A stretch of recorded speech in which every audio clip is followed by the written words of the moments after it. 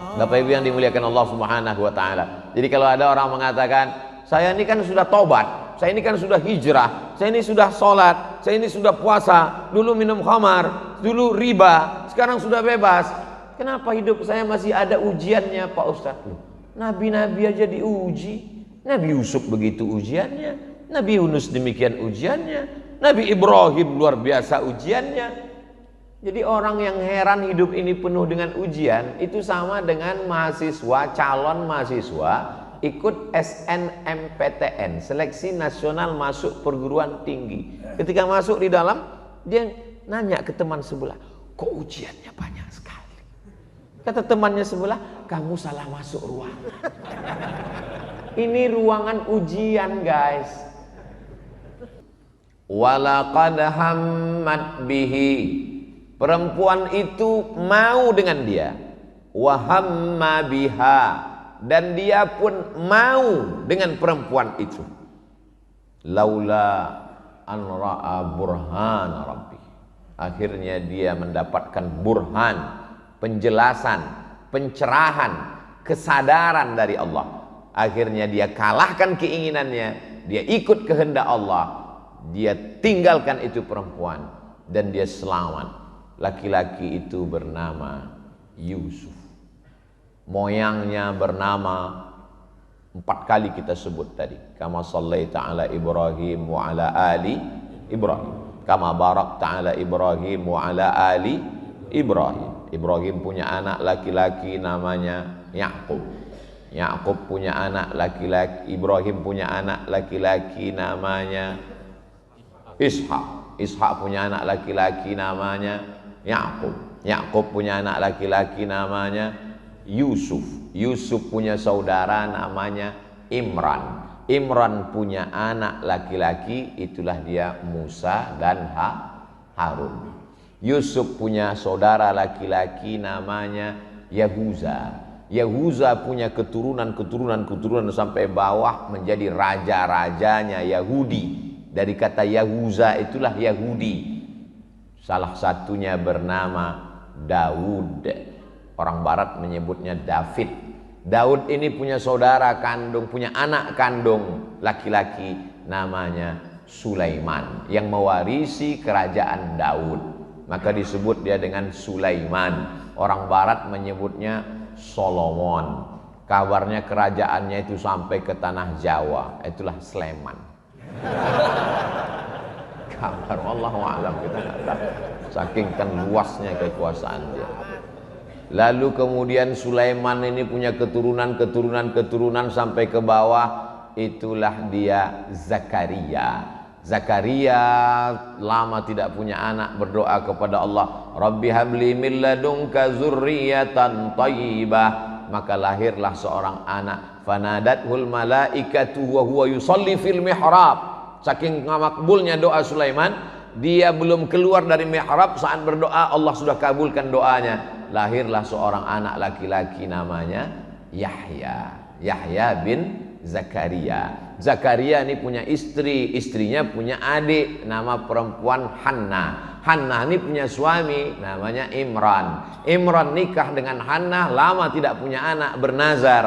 Akhirnya Allah kabulkan doanya, maka lahirlah seorang anak perempuan namanya Maryam. Maryam melahirkan seorang anak laki-laki namanya Isa. Nama anaknya Isa, nama ibunya Maryam, nama neneknya Hannah, nama kakeknya Imran. Keluarga kecil ini disebut dengan Ali Imran, bukan teroris. Jadi kita mesti pahami sejarah ini, bahwa mereka punya kait. Tadi Ustaz sebut Yahudi, ya. Lalu bagaimana dengan Israel? Nabi Ibrahim punya anak namanya Ishak, Nabi Ishak punya anak namanya Yakub. Yakub itu namanya 2. Satu Yakub, satu lagi Israel. Il artinya Tuhan, Isra artinya hamba. Israel berarti hamba Tuhan. Bahasa Arabnya Abdullah, hamba Allah. Tapi jangan gara-gara ini nanti tetangga bapak yang namanya Abdullah dipanggil Israel. Hei Israel, ya Palestina.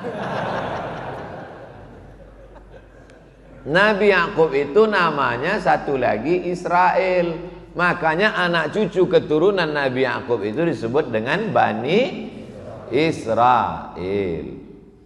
Jadi semua Yahudi itu adalah Bani Israel, tapi tidak semua Bani Israel itu Yahudi. Karena pecahannya ke bawah, barulah dia Yahuza, saudara dari Nabi Yusuf, anak cucu keturunan yang disebut dengan Yahudi. Setelah meninggalnya Nabi Sulaiman alaihissalam, pecah kerajaan ini, satu di utara, satu di selatan. Maka muncul dua kerajaan, satu kerajaan Israel, satu kerajaan Yahudi, berperang antara dua kerajaan ini. Lengkapnya baca di buku sejarah agama Yahudi. Sampulnya warna hitam, sudah diterjemahkan, bestseller. Nama penerjemahnya Abdul Somad.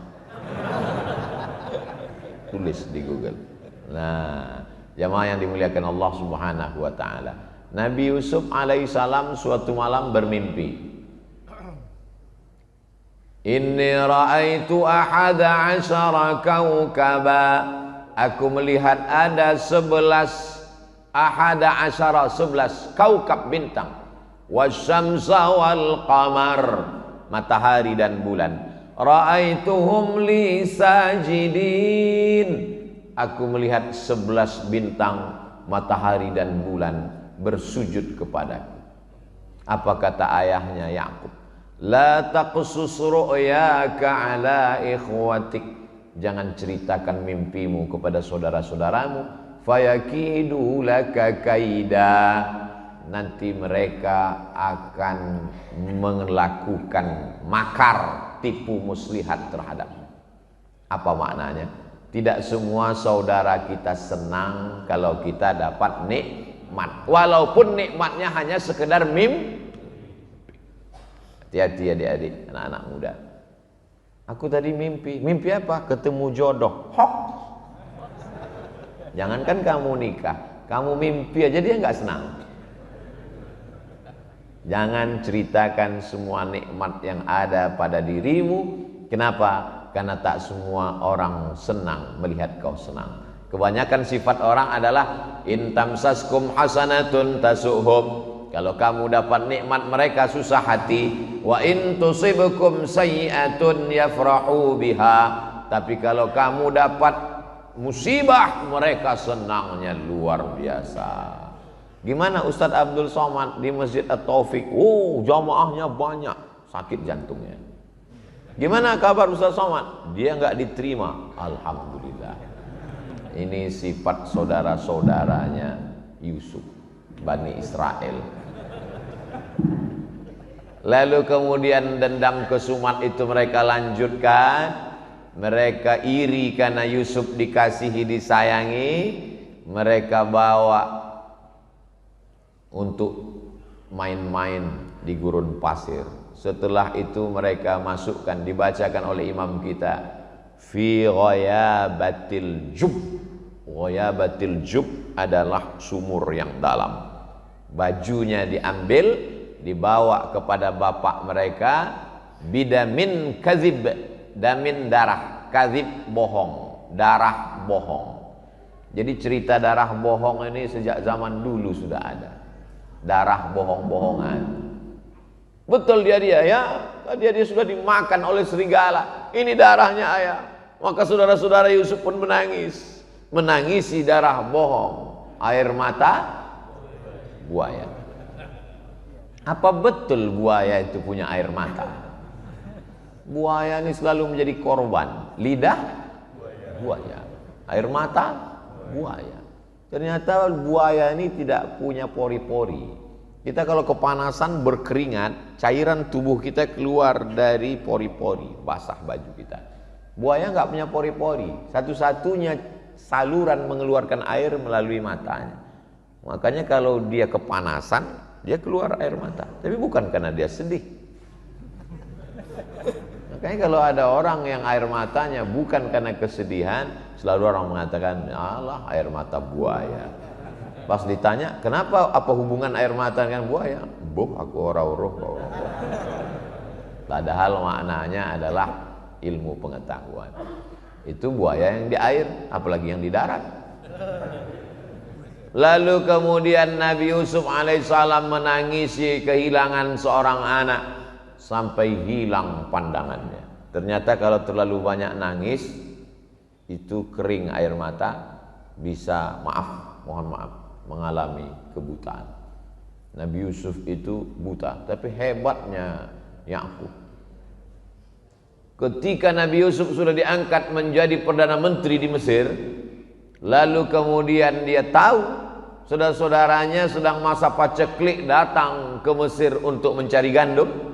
Dia tahu, akhirnya dia selipkan satu mut ke dalam tas saudaranya itu, dia panggil security, Satpol PP lah. Tangkap, akhirnya ditangkap. Lalu kemudian kamu boleh pergi kecuali saudaramu ini, Bunyamin. Sampai akhirnya Nabi Yusuf alaihissalam mengirimkan bajunya kepada ayahnya. Idhabu biqamisi hadza, wahai saudara-saudara, bawalah bajuku ini, berikan kepada Yakub, ya'ti basira, nanti dia akan datang dalam keadaan matanya bisa melihat. Coba lihat bagaimana Allah Subhanahu wa taala mau menunjukkan kuasanya. Karena baju Yusuf, pandangan mata Yakub bisa hilang. Tapi dengan baju Yusuf juga pandangan Yakub bisa muncul kembali. Begitu Nabi Yakub mencium baju itu, apa kata dia? Inni la ajidu riha Yusuf. Aku mencium bau Yusuf. Ya'ti basira. Penglihatannya pun bisa datang kembali. Ternyata setelah diteliti, manusia ini baunya nggak sama. Sama seperti cap jari, cap jempol, nggak sama. Makanya ada detektor bau. Yang paling tajam penciumannya adalah cacing, bukan anjing. Cacing paling tajam. Menurut Imam Al-Jahiz, memang cacing memiliki kekurangan. Dia nggak punya kaki, dia nggak punya kulit, dia nggak punya mata, dia nggak punya telinga. Kalau ada cacing yang bertelinga, bukan cacing, ular naga. Makanya dia hidupnya di dalam tanah. Tapi di tengah kekurangannya diberikan Allah SWT kelebihan. Apa? Penciumannya amat sangat tajam. Dia bisa mencium jarak radius 1 km. Jadi kalau Abdul Somad meninggal, ditanam di sini di samping Masjid At-Taufik, itu 1 km semua cacing-cacing mencium. Wow, brownies. Mereka sudah siap. Kalau memang penciuman yang paling tajam itu adalah cacing, mengapa polisi Badan Narkotika Nasional tidak menggunakan cacing untuk mencium narkoba di airport? Karena cacing nggak punya kaki.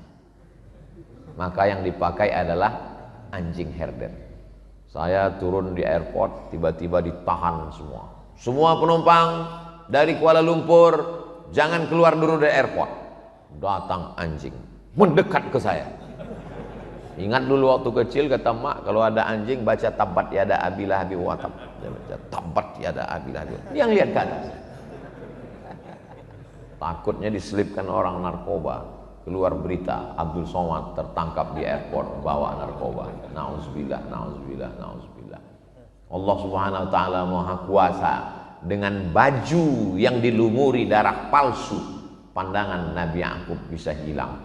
Tapi dengan baju yang ada keringat Nabi Yusuf, pandangannya bisa kembali. Allah Subhanahu wa taala Maha Kuasa. Innama amruhu iza arada syai'an ayyaqula lahu kun fayakun. Jangan heran kalau bapak terlalu lama pergi keluar kota, ibu video call, diciumnya baju singlet bapak yang sudah 3 hari nggak dicuci. Kenapa? Mengobati rasa rindu, kata dia. Itu terjadi pada Nabi Yakub alaihissalam, cinta kepada Nabi Yusuf alaihissalam. Nabi yang paling lengkap kisahnya dalam satu surat dalam Al-Quran, Nabi Yusuf. Baca surat Yusuf. Makanya kadang ibu-ibu hamil datang ke kiai, kiai tolong doakan saya, didoakan. Wa'idzuki bikalimatillahi tammati min kulli syaitani wa hammati wa min kulli ainin lammah bismillahilladzi la yadurru ma'asmihi syai'un fil ardi wala fis sama. Nanti kalau saya di rumah bagusnya baca apa ya kiai? Banyak-banyak baca surat Yusuf. Maksudnya supaya anaknya bertakwa seperti Nabi Yusuf digoda oleh Zulaikha, nggak mau. Maksud kiai itu, tapi si ibu salah paham. Dia nganggap anaknya ganteng seperti Nabi Yusuf. Pas lahir ireng. Apa ini? Komplain sama kiai. Kok anaknya orang ganteng piye kiai? Kiai tersenyum. Bojone suaminya mana? Lo bodoh. Jadi bukan salah suratnya. Suratnya nggak salah, kita aja yang salah ngerti terhadap pesan-pesan agama. Jadi Nabi Yusuf ini gantengnya luar biasa. Bagaimana? Imra'atal azizi turawidu fataha. Tersebar isu di media sosial saat itu. Apa beritanya? Imra'atul aziz, istri Perdana Menteri, turawidu fataha, tergila-gila dengan anak lajang yang ada di rumahnya. Ada pemuda di rumah itu namanya Yusuf, dan dia Zulaikha tergila-gila. Zulaikha tidak mau kena fitnah. Dia undang perempuan-perempuan yang menyebarkan isu. Dia panggil, kalian ngejek-ngejek saya, datang, dikasih makanan dengan pisau. Lalu setelah itu Nabi Yusuf disuruh keluar. Yusuf keluar. Nabi Yusuf keluar, apa yang terjadi? Qata'na aydiyahunna, bukan qata'a. Kalau qata'a sekali motong. Qata'na aydiyahunna, mereka memotong jari mereka berkali-kali dan gak sadar kalau Nabi Yusuf sedang lewat. Qata'na aydiyahunna, mereka memotong jari mereka berkali-kali, bukan buah itu yang dipotong, jarinya. Apa kata mereka? Ma hadza illa malakun karim. Ini bukan manusia, tapi ini malaikat yang luar biasa. Apa kata Zulaikha? Baru kalian tahu. Kalian baru ngelihat sekali aja potong, apalagi aku, kata dia. Aku serumah dengan dia, Beb. Terkadang kita mudah mengejek orang karena belum ngelihat. Begitu ngelihat, seganteng-gantengnya foto model artis sinetron di Indonesia, apa pernah ada ibu-ibu yang sampai ngiris tangannya gara-gara itu? Enggak ada. Nabi Yusuf itu luar biasa. Orang kalau melihat dia hilang rasa sakit. Beda sama orang ganteng sekarang, melihat dia makin sakit.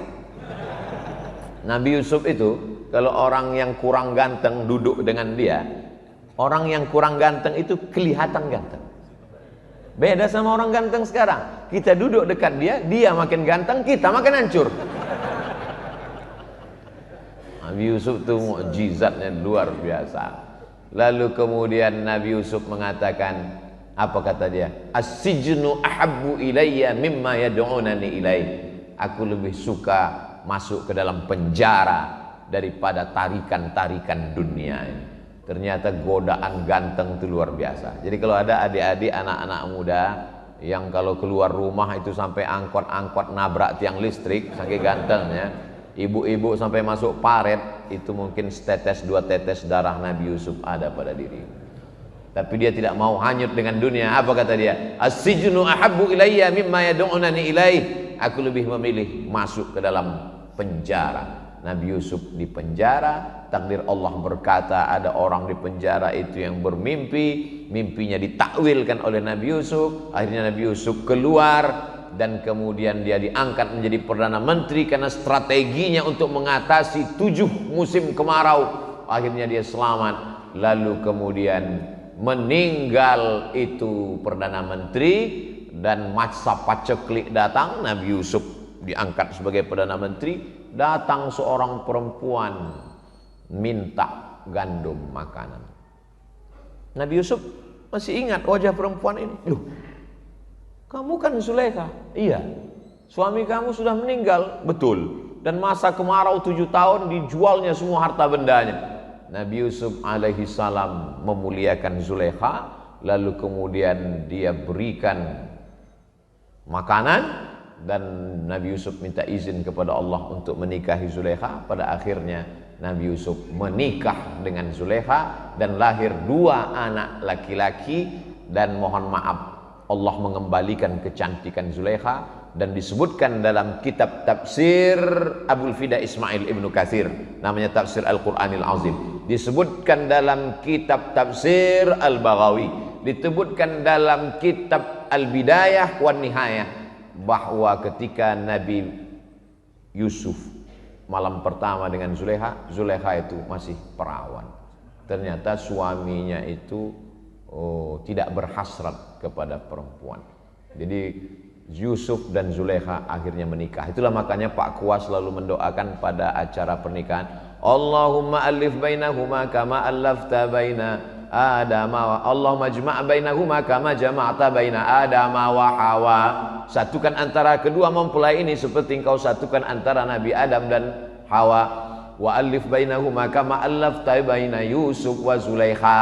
Tautkan hati mereka berdua sebagaimana kau tautkan antara Nabi Yusuf dan Zulaikha. Ada yang komplain, jangan doakan karena hubungan mereka tidak baik. Ente pikniknya kurang jauh, Mas. Makanya baca kitab tafsir Al-Baghawi, baca kitab tafsir Abul Fida Ismail Ibnu Katsir, baca kitab Al-Bidayah wan Nihayah. Ternyata Nabi Yusuf itu akhirnya menikah dengan Zulekha dan punya anak 2 orang laki-laki, dan hubungan mereka bukan hubungan perselingkuhan, dan mereka akhirnya hidup bahagia. Mudah-mudahan adik-adik juga cepat ditemukan dengan jodohnya insyaallah. Yang bilang amin yang anak muda aja. Soalnya ibu mengawasi dari atas. Pak Ustadz, kami amin itu bukan untuk kami, untuk anak-anak kami, betul. Tapi kalau malaikat mengaminkan untuk kami juga, apa masalahnya kan? Senyum tanda setuju. Bapak Ibu yang dimuliakan Allah Subhanahu wa taala, faqsusil qasasa, ceritakan kisah-kisah itu. Maka isi Al-Quran itu banyak kisah. Kisah tentang orang ganteng, Nabi Yusuf. Kisah tentang orang sakit-sakitan, Nabi Ayub. Kisah tentang orang yang terbuang dimakan ikan, Nabi Yunus. Kisah tentang orang yang punya kekuasaan sampai jin pun tunduk kepadanya, Nabi Sulaiman. Kisah tentang orang yang luar biasa kekuasaannya, Nabi Daud. Jadi kita tinggal cari kisah yang sesuai dengan kita aja. Pak Ustadz, saya ini gelisah. Kenapa? Banyak sekali yang nembak saya karena ganteng. Yusuf. Pak Ustadz, saya ini terbuang, tidak dipedulikan orang. Nabi Yunus. Kurang apa lagi di dalam perut ikan. Di dalam 3 kegelapan, gelap malam, gelap lautan, gelap perut ikan. Tidak ada satupun yang bisa menolong. Apa yang diucapkannya dalam perut ikan? La ilaha illa anta subhanaka inni kuntu minaz zalimin. Akhirnya dia dimuntahkan ikan ke tepi laut, di pantai, dalam keadaan sehat walafiat, dan ditumbuhkan Allah tanaman yaktin, labu. Makanya orang yang sakit opname dikasih makanan labu. Saudara kita Ustadz Yunus sedang sakit, kita doakan mudah-mudahan diberikan Allah kesehatan. Bapak Ibu yang dimuliakan Allah Subhanahu wa taala. Jadi kalau ada orang mengatakan, saya ini kan sudah tobat, saya ini kan sudah hijrah, saya ini sudah sholat, saya ini sudah puasa, dulu minum khamar, dulu riba, sekarang sudah bebas. Kenapa hidup saya masih ada ujiannya, Pak Ustadz? Nabi-nabi aja diuji. Nabi Yusuf begitu ujiannya, Nabi Yunus demikian ujiannya, Nabi Ibrahim luar biasa ujiannya. Jadi orang yang heran hidup ini penuh dengan ujian, itu sama dengan mahasiswa, calon mahasiswa ikut SNMPTN, Seleksi Nasional Masuk Perguruan Tinggi. Ketika masuk di dalam, dia nanya ke teman sebelah, kok ujiannya banyak sekali? Kata temannya sebelah, kamu salah masuk ruangan. Ini ruangan ujian, guys. Ini bukan ruang untuk bersenang-senang. Cuman ujiannya macam-macam. Ada diuji jadi orang kaya, ada diuji jadi pejabat, ada diuji jadi orang ganteng, ada diuji jadi orang susah, diuji jadi orang bangkrut. Matahari terbit. Hebat Masjid At-Taufik. Matahari terbit, bunyi. Setiap bunyi matahari terbit, setiap bunyi matahari terbit, setiap bunyi matahari terbit. Tapi bukan karena dia bunyi lalu matahari terbit. Ada orang sakit, meninggal. Ada orang sakit, meninggal. Ada orang sakit, meninggal. Tapi jangan ambil kesimpulan bahwa setiap sakit meninggal. Berapa banyak orang nggak sakit? Banyak orang salah mengambil kesimpulan. Asal bunyi matahari terbit. Matahari terbit berarti sudah terbit matahari. Tapi kita belum boleh sholat sunat isyraq 2 rakaat. Karena saat matahari terbit itu adalah waktu 2 tanduk setan yang dipakai untuk menyembah berhala Lata, Uzza, Manat, Hubal, Jibti, Taghut, Naham. Lewatkan kaidah shibrin, setinggi tombak. Setelah diukur menurut ilmu astronomi 12 menit. Setinggi tombak, matahari naik. Setelah lewat 12 menit baru boleh sholat sunat isyraq 2 rakaat. Man sholat subuha fi jama'atin, siapa yang sholat subuh berjamaah, summa qa'ada yadhkurullah, duduk berzikir mengingat Allah, hatta tatlu'as syams, sampai terbit matahari, summa yusalli rak'ataini, sholat sunat 2 rakaat, kanat lahu ka ajri hajjatin wa umrah, dapat pahala seperti haji dan umrah, tamah, sempurna, sempurna, sempurna. Hadisnya hadis hasan, tidak ada ikhtilaf di antara ulama, boleh diamalkan, baik. Maka nanti kita setelah 12 menit sholat sunat isyraq 2 rakaat. Ketika bapak ibu sedang sholat sunat isyraq, disitulah saya pulang. Itu suasana yang paling aman untuk pulang. Jamaah yang dimuliakan Allah SWT, mudah-mudahan kita selalu istiqomah untuk sholat subuh berjamaah, sholat sunat. Melawan keinginan ngantuk, lulus.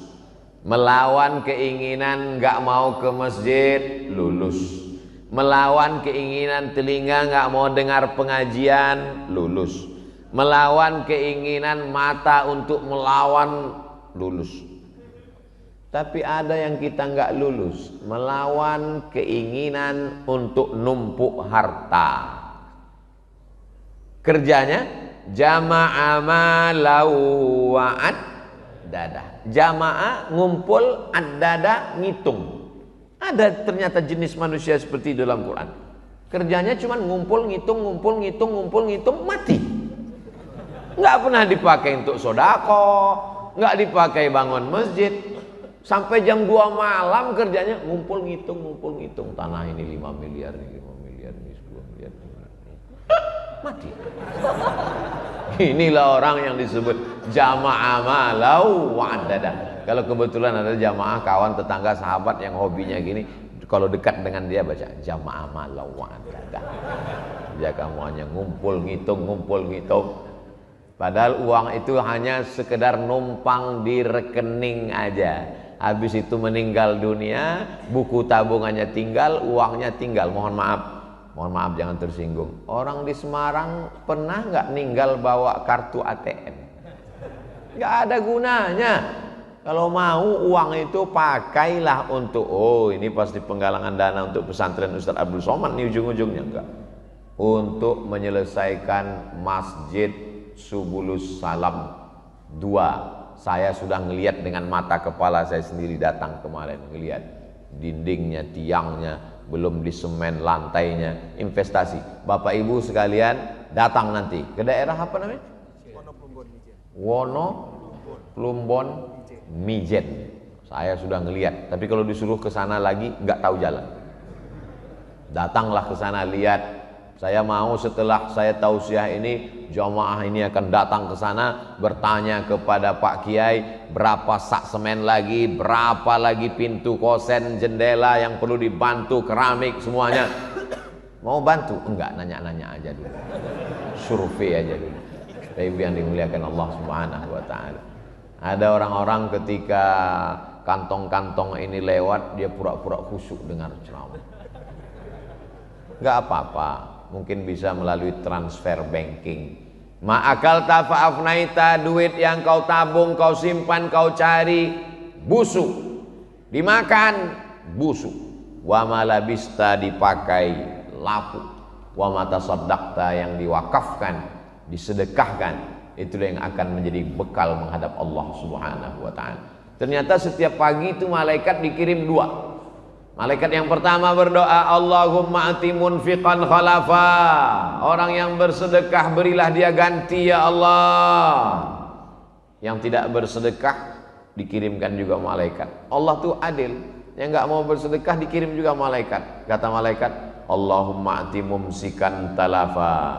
Yang tidak mau sedekah berilah dia kebinasaan ya Allah. Hadisnya sahih, bukan doa saya, doa malaikat. Doa saya belum tentu makbul, doa malaikat pasti makbul. Kata malaikat, yang tak bersedekah berilah dia kebinasaan. Nah, jadi yang tak bersedekah hati-hati aja. Berawal dari pertama sendal hilang, habis itu nggak lama helm hilang, habis itu suami dilarikan pelakor. Ustadz ini nakut-nakuti ibu-ibu aja, yang kerja nyari uang kan bapak, memang betul, tapi yang megang uang bapak ibu, makanya kantongnya sebar ke ibu-ibu. Bapak ibu yang dimuliakan Allah subhanahu wa ta'ala, yang dititipkan Allah subhanahu wa ta'ala begitu banyak, tapi yang dimintanya tidak banyak, 2,5% zakat. Bisakah zakat untuk masjid? Menurut mazhab Syafi'i, nama imamnya Fakhruddin Ar-Razi, meninggal 606, dikutip oleh Mufti Al-Azhar Mesir, Syekh Atiyah Saqar, bisa zakat untuk masjid masuk asnafnya ke fisabilillah. Innamas shadaqatu lil fuqara wal masakin wal amilina 'alaiha wal muallafati qulubuhum wa fir riqab wal gharimin wa fi sabilillah wa ibnis sabil. Itu maka pemerintah Malaysia menyalurkan zakat untuk mahasiswa yang ada di Al-Azhar Mesir. Teman saya orang Malaysia, saya tanya, kamu dapat beasiswa? Ya, dari mana? Dari rumah zakat, kata dia. Berapa satu tahunnya? 6.000. 6.000 ringgit kali 3.000, 18 juta. Kamu dapat juga? Saya bilang saya dapat. Berapa? 12.000. Oh, banyak sekali.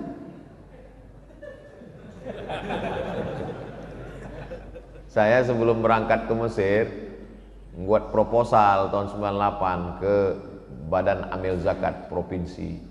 Saya mahasiswa Indonesia yang mendapat beasiswa ke Mesir, mohon bantuan ongkos. Silakan datang ke kantor. Ibu saya pergi. Saya tanya, berapa dikasih amil zakat, Mak? 200.000. Ingat saya karena angkanya 200.000.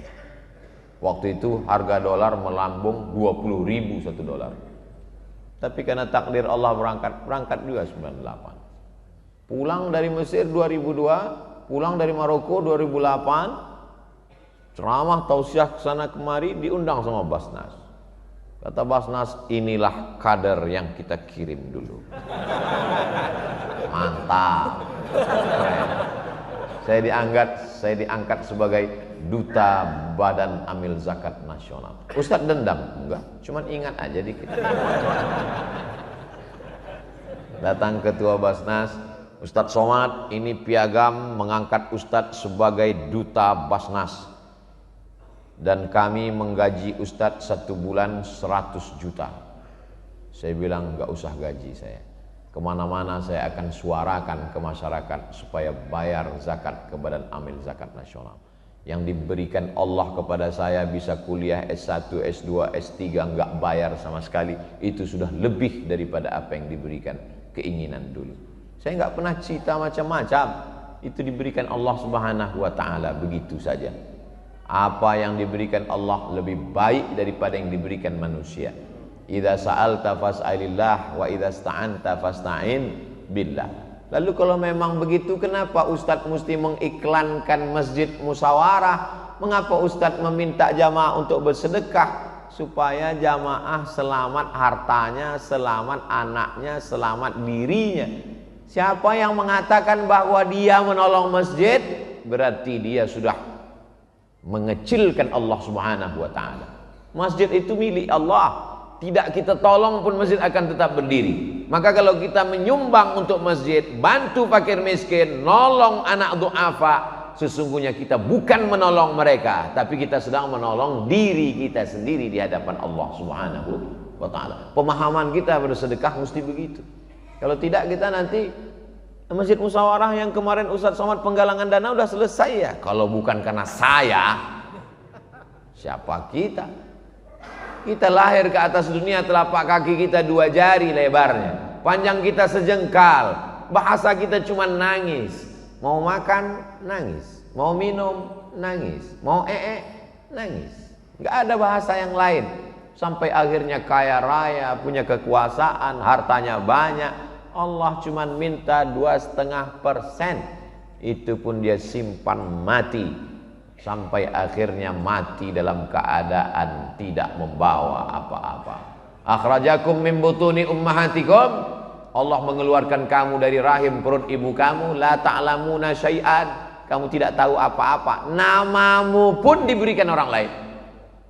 Jangankan nama, jangankan harta, namamu pun diberikan orang lain. Mohon maaf, siapa yang lahir sudah bawa nama sendiri? Ustadz namanya siapa? Abdul Somad. Itu Ustadz bawa sendiri? Enggak, dikasih orang lain. Orang tua zaman dulu kalau punya anak itu dia nanya ke kiai, ini anak saya dikasih siapa? Kiai ngasih nama, anak kamu ini kasih namanya Muhammad Solah. Jadi nama saya dulu dikasih Muhammad Solah. Solah di kampung saya nama ikan.